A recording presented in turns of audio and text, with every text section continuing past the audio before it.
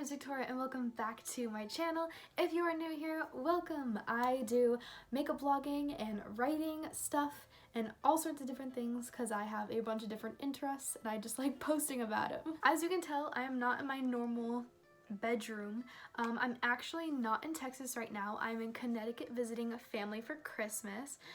It is after Christmas, so I hope everyone had a wonderful Christmas or a happy Hanukkah, but I wasn't able to post last week because of everything just going on and it being so crazy. So since it has calmed down a little bit right before New Year's, I wanted to post something. And I had the idea of talking about my writing process.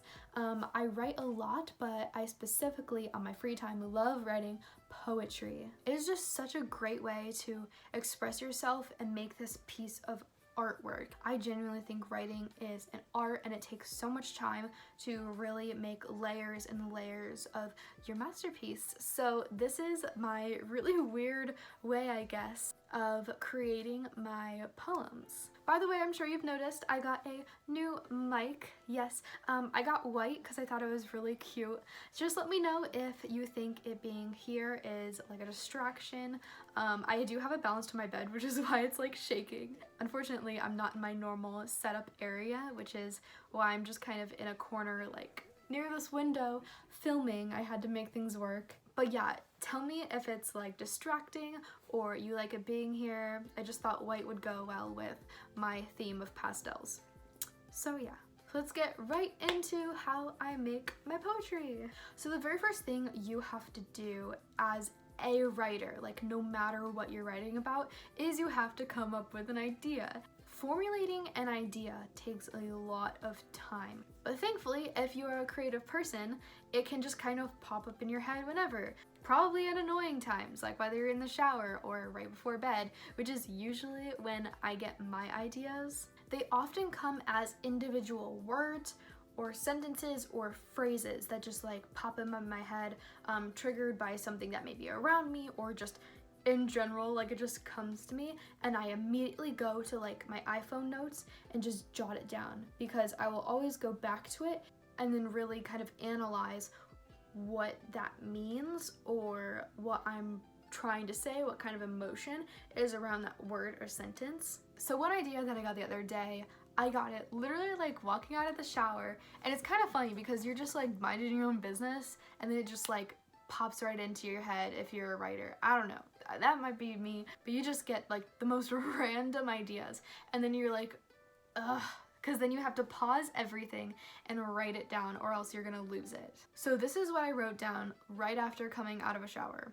Sometimes I wonder, if I trace the scars of my heart, would it give me a pretty little horoscope? Would it tell me where to go?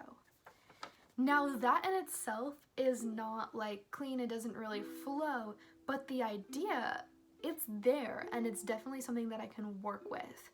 I wasn't really thinking of anything in particular when this came to my head, but as soon as I jot it down, I will be able to go back later and analyze it and then write around it or change it up to create a more solid piece. Another thing that I do if I am having writer's block and I'm looking to write but I just can't think of anything, I go to a thesaurus, which is a collection of words and their synonyms or antonyms, words that mean the same thing, such as beautiful is a synonym to gorgeous or pretty. I personally think that individual words are art in itself.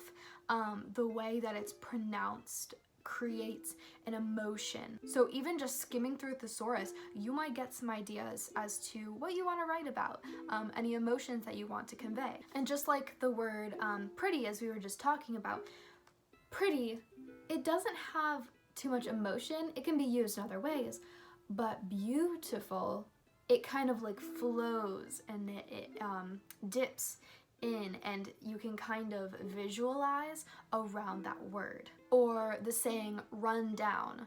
We all know what something being run down means, like broken or no longer its best, but the word dilapidated, like dilapidated kind of has this heaviness with it. And that's what I mean by words can be art in themselves.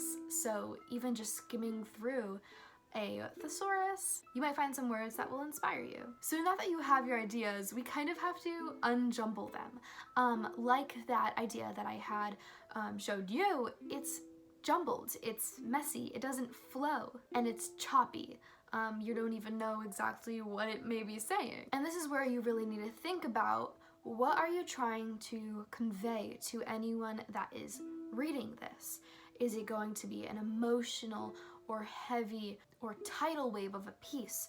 Or is it going to be something simple and silly and fun, which poetry can be? Personally, I like to really layer my poems so someone can analyze it and peel back the layers about what it means. So as you're writing out your poem, keep these in mind. What's your goal? And writers are artists, so every single person is going to have a different goal. My poetry centers around a variety of things. The beauty of nature, where you would really want someone to be able to see the environment that you're portraying in your piece. I also talk a lot about love or brokenness, and you want the person to feel that. Maybe you want your words to at first be read one way, but when they go back, then they're able to read it slower, and they're able to see a story beneath that story. No matter if you're doing a piece that's simple or complex and has many layers,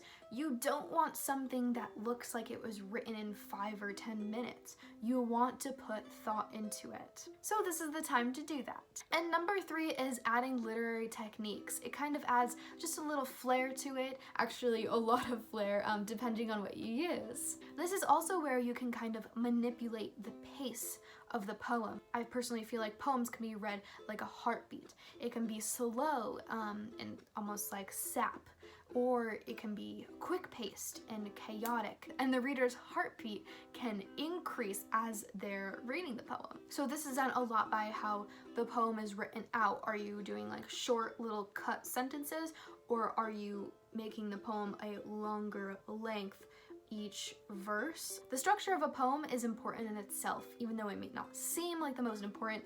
It really influences how somebody reads it. So there are literally hundreds of literary techniques that you can add, whether that's adding metaphors or making the entire poem a metaphor, to smaller things, which my personal favorite is alliteration. And alliteration is kind of the repeating of a sound. For example, there's a big difference between a little lick of a lollipop or the sly slithering of a blue-scaled snake. See how different they sound? It really changes how your poem is going to sound. So I'm going to read 2 poems that are both very famous. The first one is The Chaos by Gerald Nost Trinity or Trinite. I don't know how to pronounce it, but this is something, if you ever took an English class, you might have seen in there. It's basically making fun of the English language and how words that look the same can be pronounced so differently. This is more of a fast-paced poem. Dearest creature in creation, studying English pronunciation, I will teach you in my verse. Sounds like corpse, core, horse, and worse. I will keep you, Susie, busy. Make your head with heat grow dizzy. Tear and I your dress you'll tear. Queer, fair seer, hear my prayer. Pray, console your loving poet. Make my coat look new. Dear, sew it. Just compare heart, heard, and heard. Dies and diet, lord and word. Sword and sword retain in Britain. Mind the latter, how it's written. Maid has not the sound obeyed. Say, said, pay, paid, laid but plaid. So, and this is only a section of it, but it just kind of makes your heartbeat quicken, and it kind of like drags you along because of just how fast and, well, chaotic it is.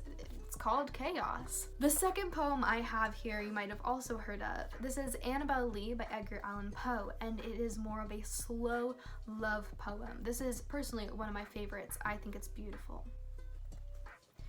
It was many and many a years ago, in a kingdom by the sea, that a maiden there lived with whom you may know by the name of Annabel Lee.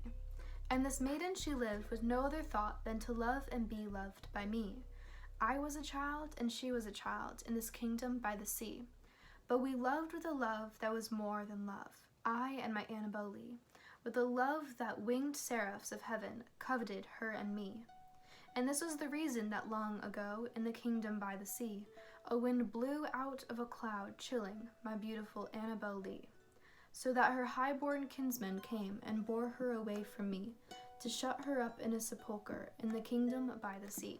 You can see that the lengths of each verse is much longer and it's more drawn out. And the way that the poem is written, where the commas are, how long it is, where the breaks, this also influences how you're going to read it out loud or in your head. And then lastly, and this may be the least favorite part, but editing and revising your poem. Just like an essay, you need to review it and see if it flows like water or it's choppy. This is where you will see, did you meet your ultimate goal of how you want to portray your poem? Is it the emotion that you wanted to portray? Do you have the right depth in your poem? And as someone who likes to write very complicated, complex poems where you can peel back the multiple layers, as I said, I need to make sure that it comes off as not confusing. Because even though you can be writing for yourself, that's completely fine. But since I publish some of my poetry online, I need to make sure that it can be read and somewhat understood. If someone takes time with my poem and sits down and reads verse to verse, can they get an idea of what I'm trying to say or what's going on? What's the story I'm trying to tell them? And just as yourself, either read it in your head and then read it out loud, because it can be very different from when you're skimming a poem to when your words are going out of your mouth and have to actually be pronounced. Reciting a poem vocally is the best way to see how fast-paced or slow-paced your poem is, if everything comes together properly, where the sentences cut off, does that make sense? And does it begin and close out properly the way that you want it? But then again, writing is a form of art and you can do whatever you want, whatever works for you. Each step I have here is just what I use, and you could be doing something completely different. Oh, and in the editing and revising, I always like to show my poem to one other person to see how they read it, because you could have gotten used to your poem, whereas it's brand new to your friend or your family member. So thank you so much for watching. Don't forget to subscribe and hit that bell icon so you get notifications every single time that I post. I will be back in Texas soon and I can't wait to set up all my equipment. I actually just bought a new ring light and I'm super excited to set that up because lighting is so important, and as you can tell, I'm in front of a window and the sun's going down when it's literally like 3 o'clock in the afternoon. I can't control it though, so sorry. Okay guys, and I hope you have a beautiful and wonderful rest of your day. Bye!